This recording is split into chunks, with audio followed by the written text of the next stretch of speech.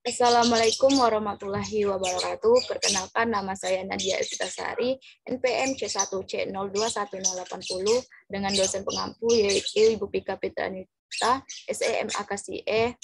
Di sini saya akan menjelaskan video pembelajaran tentang sistem informasi akuntansi dalam memenuhi tugas ujian tengah semester akuntansi keuangan 1. Nah, sistem informasi akuntansi atau SIA, pengertian sistem informasi akuntansi. Sistem informasi akuntansi adalah sistem yang memungkinkan pengumpulan dan pengorganisasian data pengolahan data untuk menjadi informasi dan penyaji laporan. Nah, maksudnya di sini yaitu yang mana sistem informasi akuntansi inilah yang kita akan mengambil sebuah keputusan yang mana sistem tersebut akan memasukkan sebuah input dan nantinya akan menghasilkan output berupa laporan keuangan yang mana dari kita mengumpulkan, mengelola input tersebut sampai akhirnya menjadi sebuah laporan yang mana sebagai acuan kita dalam mengambil sebuah keputusan.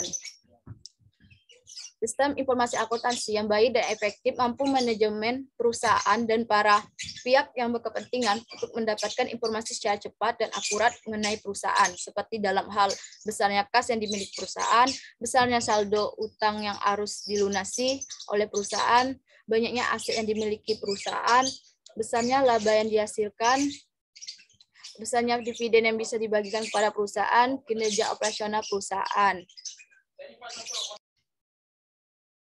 Selanjutnya yaitu persamaan dasar akuntansi. Persamaan dasar akuntansi yaitu aset sama dengan liabilitas ditambah ekuitas. Nah, maksudnya yaitu di sini di dalam dasar akuntansi ini diturunkan dari teori entity yang mana menyatakan suatu perusahaan itu dipandang sebagai suatu entitas yang menguasai sejumlah aset di mana aset tersebut dapat diperoleh dengan cara pendanaan menggunakan utang atau menggunakan modal sendiri. Nah, maksudnya juga di sini yaitu bahwa aset itu berasal dari penjumlahan liabilitas atau utang ditambah dengan ekuitas atau modal. Maka akan didapatkan aset ini. Dan juga di mana dari gambar ini dapat kita ketahui bahwa aset itu diposisinya kan di sebelah kiri. Dan liabilitas ditambah ekuitas itu kan di posisi sebelah kanan.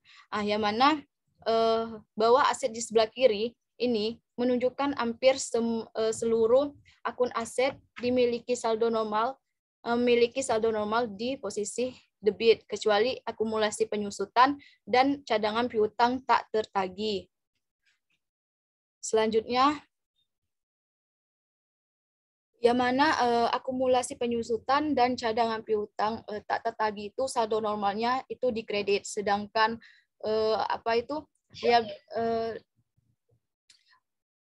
pada liabilitas dan ekuitas di sebelah kanan ini kan menunjukkan di sebelah kanan. Maka bahwa itu artinya bahwa saldo normal dari semua akun kelompok liabilitas adalah di posisi kredit, dan akun kelompok ekuitas sebagian besar bersaldo normal di kredit kecuali dividen dan akun saham treasury yang bersaldo normal di debit. Selanjutnya yaitu dan juga kita harus ingat bahwa aset harus sama nilainya dengan liabilitas ditambah ekuitas. Jadi aset sama liabilitas ekuitas itu harus seimbang nilainya. Selanjutnya yaitu sistem pencatatan akuntansi digunakan secara umum menggunakan double entry system yaitu debit kredit. Nah, maksudnya di sini yaitu bahwa dalam sistem pencatatan setiap transaksi keuangan yang terjadi akan dicatat dengan setidaknya melibatkan dua akun yang terlibat, yaitu satu akun didebitkan dan satu akun lagi dikreditkan. Setelah itu debit dan kredit itu nilainya harus sama atau seimbang. Selanjutnya yaitu klasifikasi akun. Pertama yaitu aset.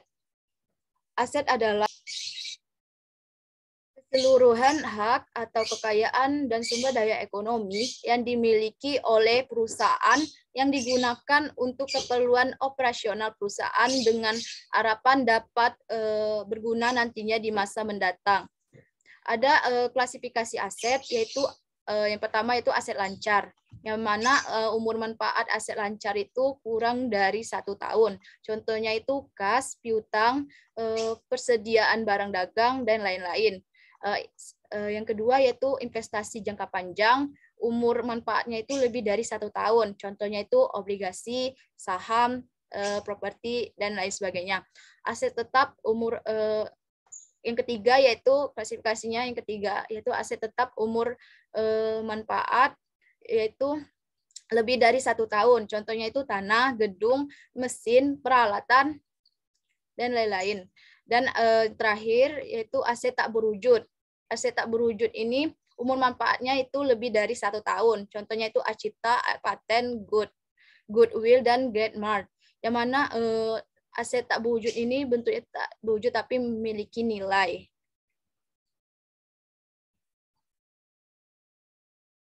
Selanjutnya yaitu liabilitas. Liabilitas adalah kewajiban perusahaan terhadap kreditor atau pihak lainnya untuk membayar atas transaksi yang dilakukan secara kredit atau kita itu mempunyai utang. Gitu. Contohnya itu seperti utang usaha, utang wesel,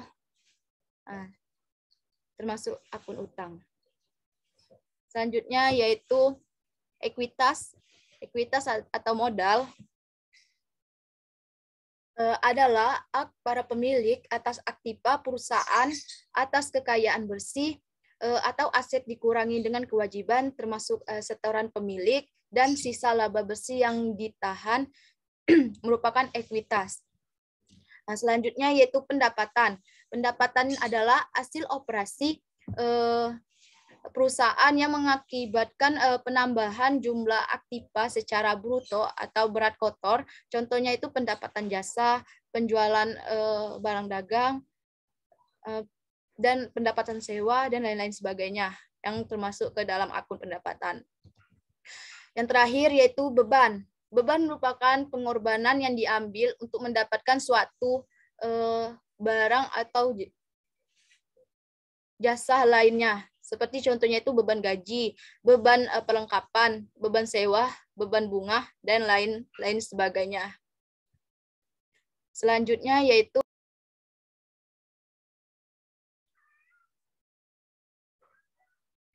siklus akuntansi.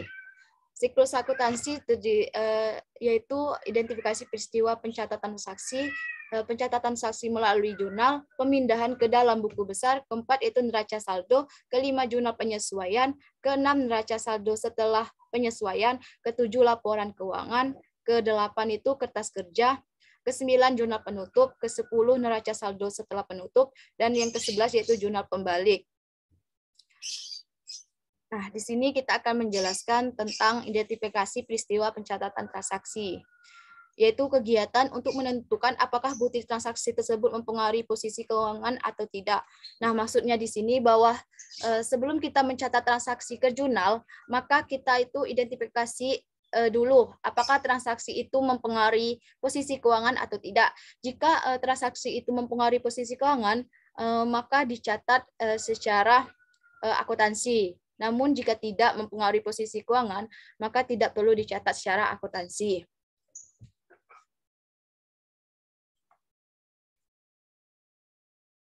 Sedangkan transaksi adalah peristiwa atau kejadian dalam perusahaan yang memiliki dampak moneter atau konsekuensi keuangan. Contoh transaksi yang termasuk tidak mempengaruhi posisi keuangan itu seperti penerbitan SK Bapak Yudi sebagai asisten manajer akuntansi. Nah, ini kan tidak mempengaruhi posisi keuangan. Sedangkan yang mempengaruhi posisi keuangan itu contohnya seperti melakukan pembelian perlengkapan kantor dari PT Gunadarma senilai 25 juta secara tunai. Nah, ini termasuk contoh transaksi yang mempengaruhi posisi keuangan sehingga dicatat ke dalam dicatat secara akuntansi. Selanjutnya yaitu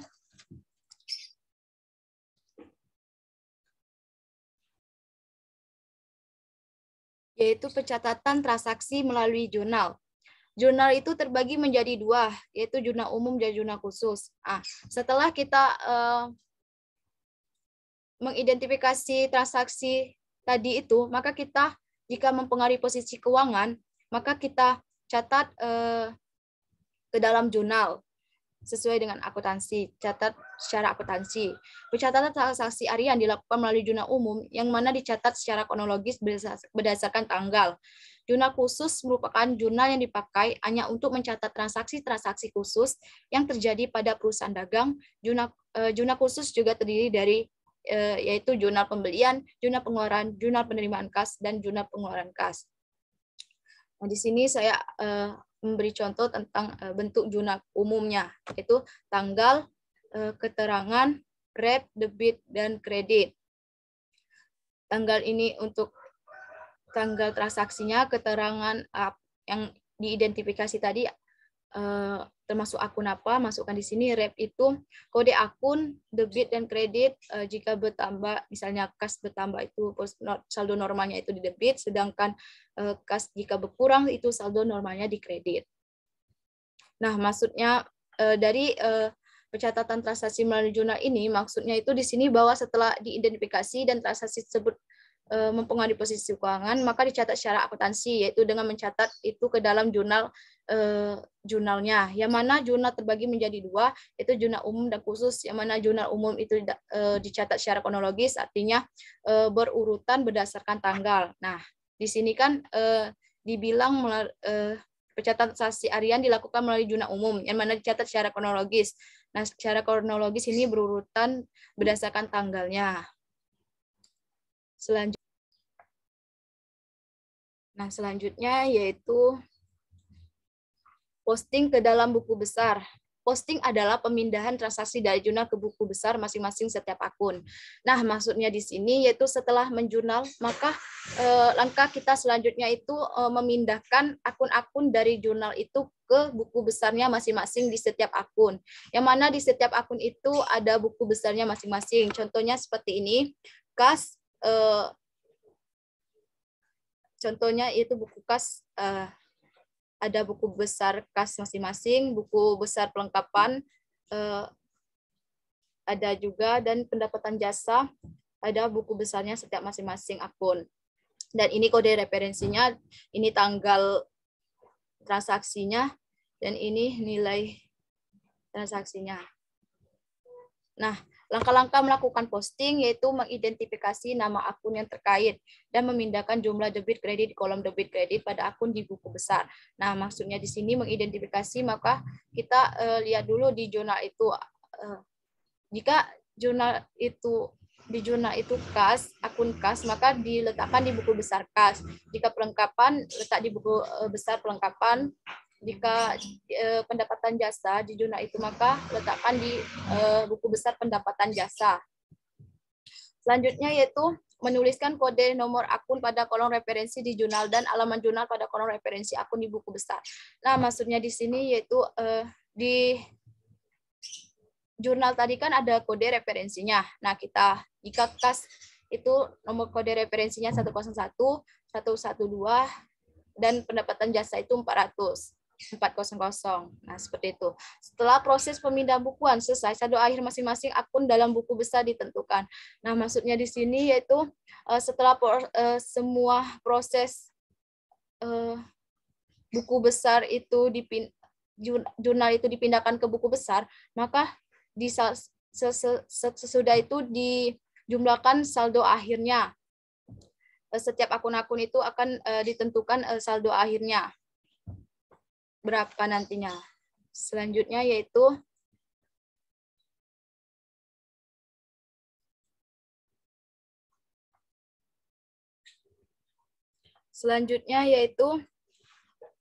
neraca saldo.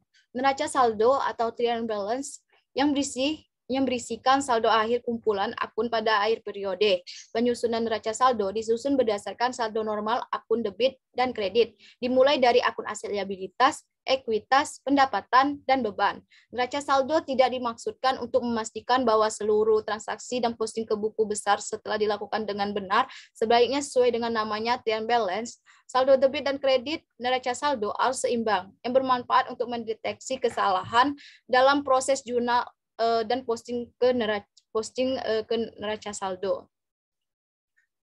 Dan posting neraca saldo. Nah, maksudnya di sini setelah proses pemindahan bukuan selesai, maka saldo akhir masing-masing akun dalam buku besar itu ditentukan, dan akun-akun tersebut kan kita susun ke dalam neraca saldo, dan juga nilai saldo debit dan kredit, saldo kreditnya itu harus sama atau seimbang. Fungsi dari neraca saldo yaitu untuk melihat kesalahan apakah di dalam proses pencatatan dan memposting tadi itu ada kesalahan atau tidak. Jadi untuk mendeteksi kesalahan. Selanjutnya itu jurnal penyesuaian. Jurnal penyesuaian adalah jurnal yang dibuat untuk menyesuaikan akun-akun yang belum menunjukkan nilai sebenarnya serta dibuat neraca saldo. Nah, jadi jurnal penyesuaian itu dibuat setelah kita buat neraca saldo. Selanjutnya yaitu jurnal penyesuaian secara umum. Ayat jurnal penyesuaian dilakukan terhadap dua kategori, yaitu kategori akun yang pertama itu pembayaran di muka atau prepayment, dan accrual atau accruals. Hal yang termasuk dalam kategori pembayaran di muka adalah sebagai berikut, yaitu pertama beban dibayar di muka. Adalah seluruh beban yang telah dibayar secara tunai namun masih belum merasakan manfaatnya atau digunakan dan dicatat sebagai aset. Contohnya itu kita membayar sewa selama 1 tahun kan, sewa ruko selama 1 tahun terhitung pada tanggal 1 Maret 2022 sampai 1 Maret 2023 sebesar 100 juta. Maka jika kita itu buat jurnal penyesuaiannya pada tanggal 1 Maret 2022, maka jurnal penyesuaiannya itu akunnya itu yaitu prepaid rent atau sewa dibayar muka. Sewa dibayar di muka itu bertambah sebesar 100 juta rupiah. Pada kas di posisi kredit berkurang sebesar 100 juta rupiah. Selanjutnya itu pendapatan diterima di muka. Pendapatan diterima di muka ini adalah perusahaan sudah menerima uang, tetapi jasanya itu belum diberikan kepada pelanggannya, sehingga belum boleh diakui sebagai pendapatan jasa. Contohnya itu seperti pada tanggal 1 Januari 2022, perusahaan menerima uang sebesar 15 juta untuk jasa konsultasi yang dilakukan untuk bulan Januari sampai bulan Maret 2022. Nah, sehingga jurnal dibuat pada tanggal 31 Januari 2022, maka jurnal penyesuaiannya dibuat, yaitu pendapatan jasa diterima di muka itu kan ini berkurang.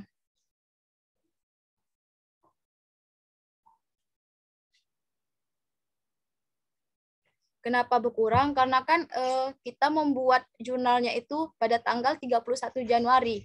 Nah, jasanya itu kan dari bulan Januari sampai bulan Maret. Jadi Januari otomatis udah dipakai. Jadi 15 juta dibagi Januari, Februari, Maret kan 3 bulan itu kan 15 juta dibagi 3 jadi kan 5 juta. Jadi pendapatan jasa diterima di muka kan berkurang sebesar 5 juta di posisi debit. Pada pendapatan jasa bertambah di posisi kredit sebesar 5 juta rupiah. Selanjutnya yaitu kita akan membahas akrual. Kategori akun akrual yang meliputi sebagai berikut, yaitu pendapatan yang belum diterima. Pendapatan yang belum diterima adalah pendapatan yang sudah terjadi karena jasa sudah diberikan, namun sampai tanggal pelaporan belum diakui karena uangnya itu belum diterima. Adalah pendapatan, saya ulangi lagi, adalah pendapatan sudah terjadi karena jasa sudah diberikan, namun sampai tanggal pelaporan belum diakui karena uangnya itu belum diterima, sehingga harus dibuat jurnal penyesuaian untuk mengakui pendapatan tersebut. Contohnya yaitu transaksinya itu pada tanggal 30 Desember 2021 sudah diselesaikan jasa iklan sebesar $800. Nah, tetapi uangnya itu belum diterima. Maka perusahaan itu harus membuat jurnal penyesuaian, yaitu untuk mengakui adanya pendapatan jasa sebesar $800 meskipun belum diterima. Dengan jurnal yaitu piutang usaha kan bertambah sebesar $800. Sedangkan pendapatan jasa, pada pendapatan jasa dicatat di posisi kredit bertambah juga sebesar $800. Selanjutnya yaitu beban yang belum dibayarkan atau beban yang harus dibayar. Beban yang belum dibayarkan atau beban yang harus dibayar adalah yang mana beban sudah dirasakan manfaatnya atau digunakan, namun sampai tanggal pelaporan belum diakui karena uangnya itu belum dibayarkan sehingga harus membuat penyesuaian untuk mengakui beban tersebut. Contohnya itu transaksinya pada tanggal 31 Februari 2022 terdapat beban gaji karyawan yang belum dibayarkan sebesar Rp2.100.000 untuk bulan Februari 2022. Maka tanggal 31 Februari 2022 harus membuat jurnal penyesuaian untuk mengakui adanya beban gaji tersebut. Maka jurnal penyesuaiannya itu yaitu beban gaji kan pasti bertambah di posisi debit sebesar Rp2.100.000. Pada utang gaji berkurang sebesar Rp2.100.000 di posisi kredit.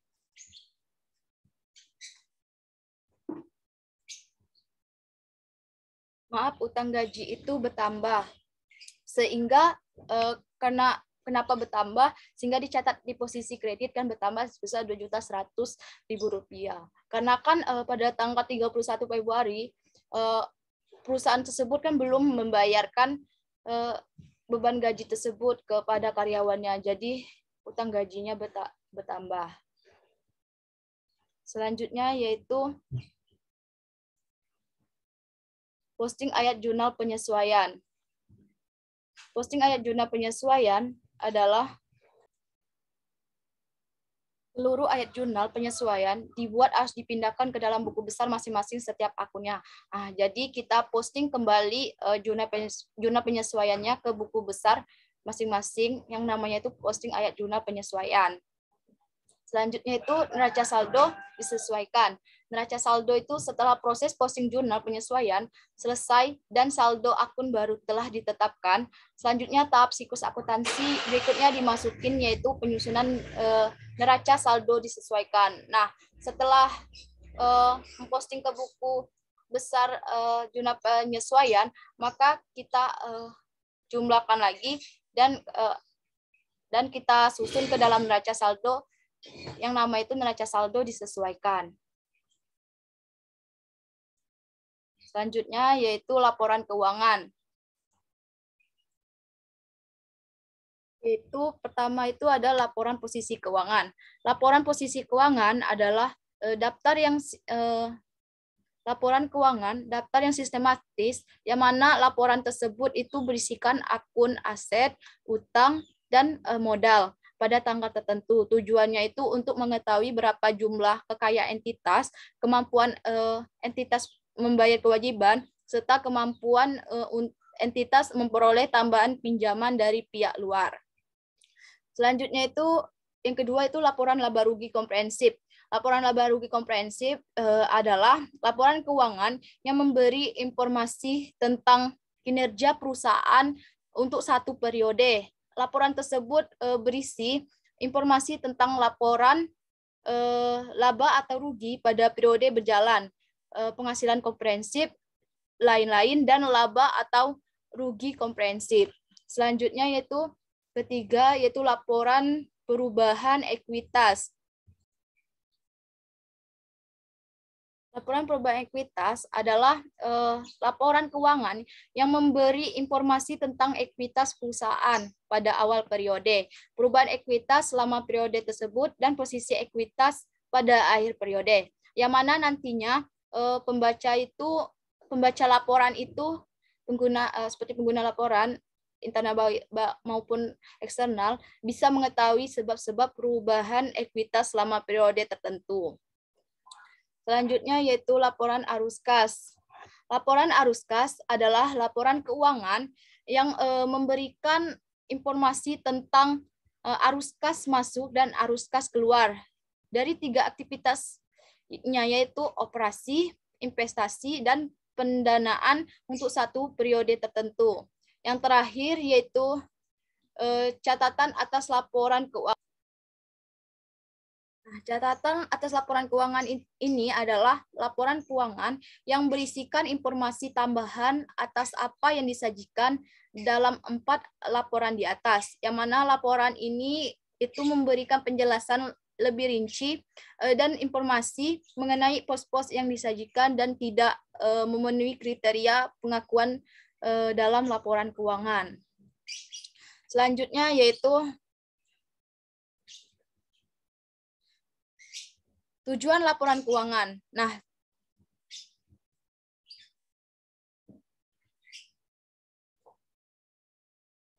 tujuan laporan keuangan itu yaitu untuk kelayakan, untuk menambahkan investasi ke dalam perusahaan, atau sebaliknya penentu apakah harus melakukan penarikan investasi. Nah, di sini kan laporan keuangan itu untuk investor, yaitu jika laporan keuangan itu tidak efektif atau buruk, maka investor itu akan menarik investasinya. Namun jika laporan keuangan itu bagus, baik, dan perusahaan itu berkembang, maka investor itu akan memasukkan uangnya itu ke dalam perusahaan tersebut. Jadi laporan keuangan itu tujuannya untuk mengambil keputusan apakah kita mau investasi atau tidak. Selanjutnya itu untuk kelayakan untuk memberikan pinjaman kepada perusahaan. Nah, ini nih untuk kreditur, yang mana contohnya itu seperti bank. Bank itu akan meminjamkan ke kita dalam jumlah yang besar, maka bank itu akan melihat laporan keuangan kita. Jika laporan keuangan kita itu tidak efektif, dalam tanda kutip itu buruk, maka pihak bank itu akan ragu-ragu untuk mengasihkan uangnya, untuk meminjamkan uangnya itu kepada perusahaan kita. Nah, jika perusahaan kita itu di laporan keuangannya itu bagus, maka bank itu akan meminjamkan kepada kita uangnya. Selanjutnya yaitu kertas kerja.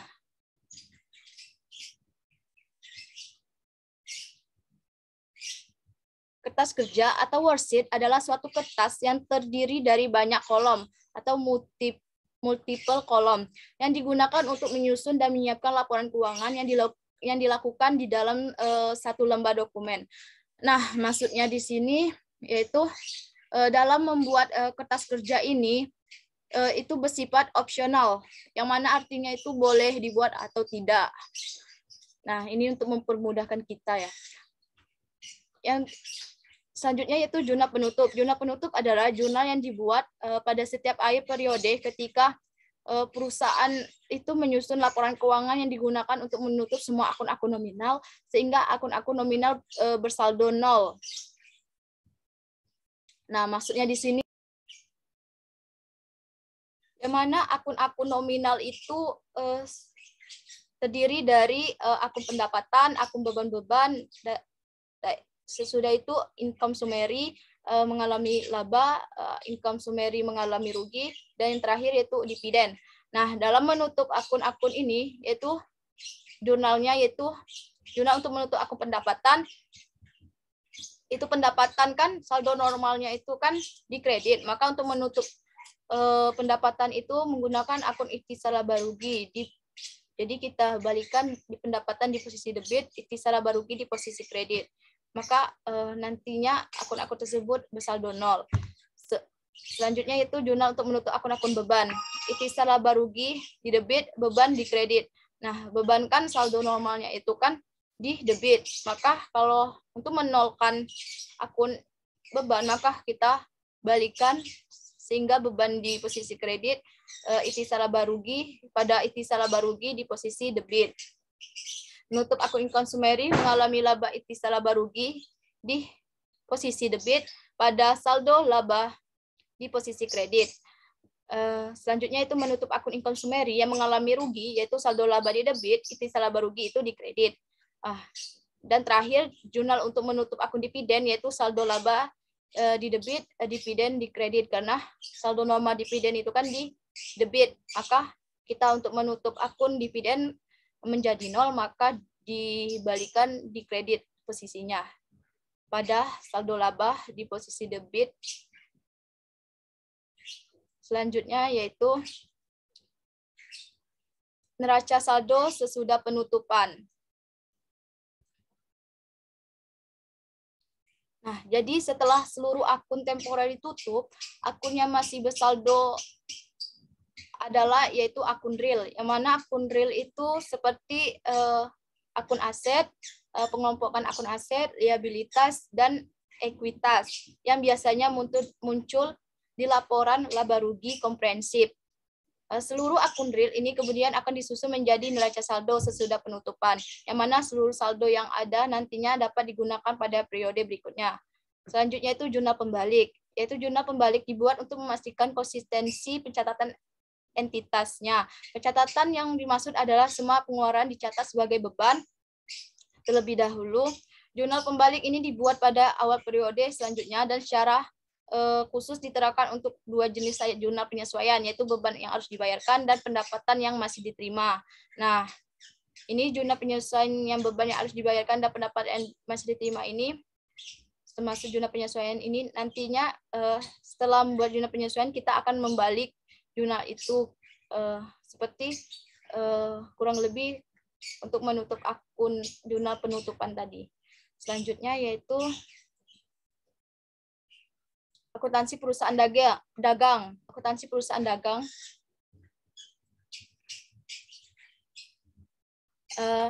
Perbedaan utama untuk perusahaan dagang dan perusahaan manufaktur letak pada jenis persediaan.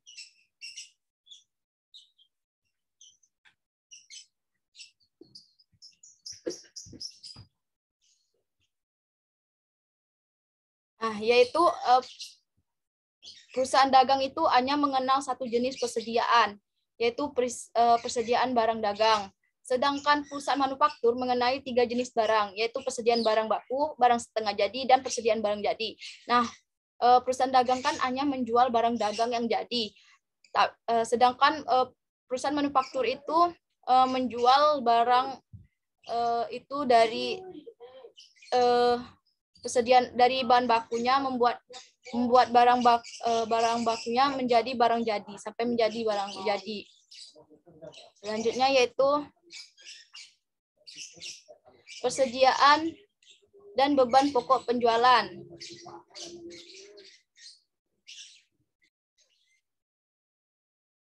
Penjualan yang dilakukan perusahaan dicatat dengan menggunakan 2 metode, yaitu metode perpektual atau metode periodik.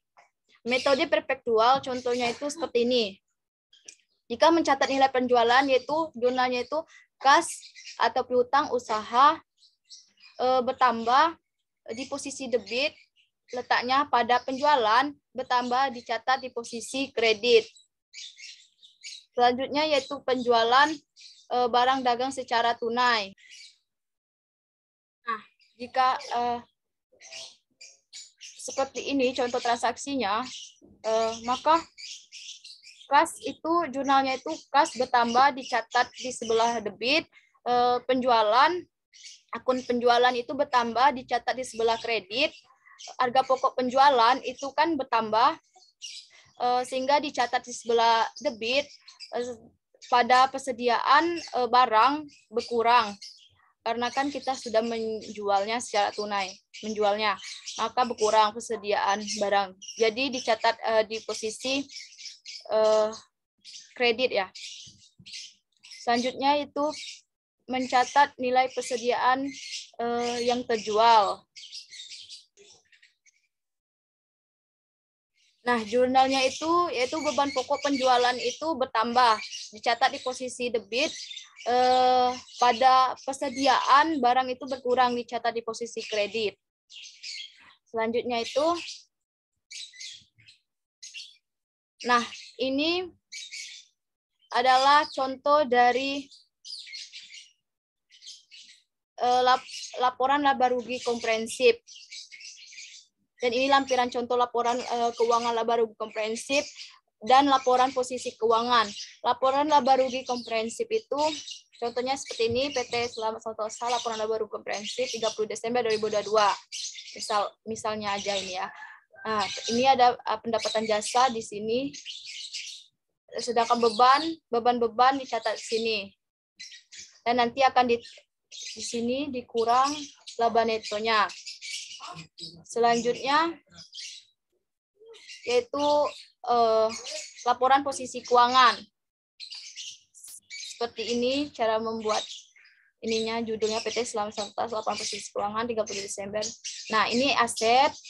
Jadi ini kelompokkan akun aset, ini jumlah asetnya berapa dijumlahkan, liabilitas juga di sini kelompok akun liabilitas, jumlah liabilitas ditambah juga ekuitas, sini kelompok ekuitas, jumlah ekuitas. Nah, nanti jumlah liabilitas dan ekuitas nanti ditambah. Hasilnya di sini. Jadi jumlah liabilitas dan ekuitas dan aset ini harus sama. Harus seimbang. Nah, itu saja presentasi dari saya. Apabila ada kesalahan, saya mohon maaf.